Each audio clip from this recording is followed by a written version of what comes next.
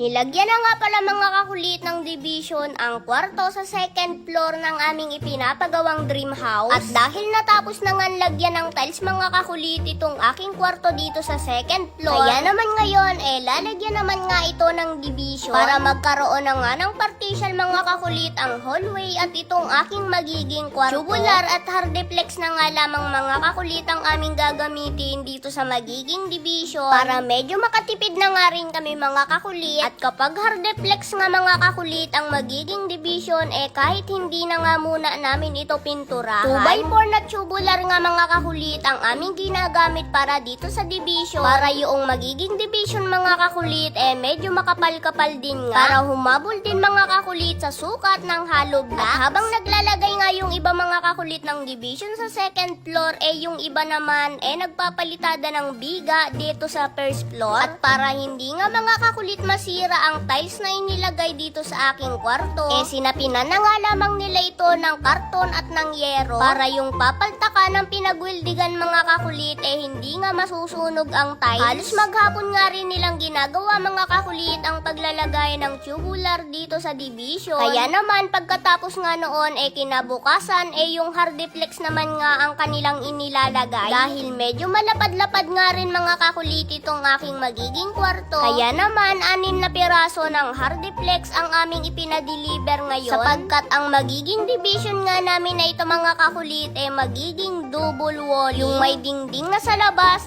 may dingding pa rin sa loob. Mas maganda kasi mga kakulit kung naka double walling para hindi nga makikita yung mga tubular sa loob. So yun lamang mga kakulit at abangan nyo na nga lamang ulit ang aming mga susunod na video about dito sa aming ipinapagawang dream house. See you next vlog. I love you all. Charot! Hindi gayon.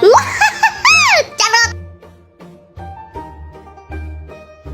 Ba ng sorpresa? I-check mo na ang comment section. So, syempre, mamimili ako na mabibigyan natin ng giveaway sa mga magre-register at magka-cash in.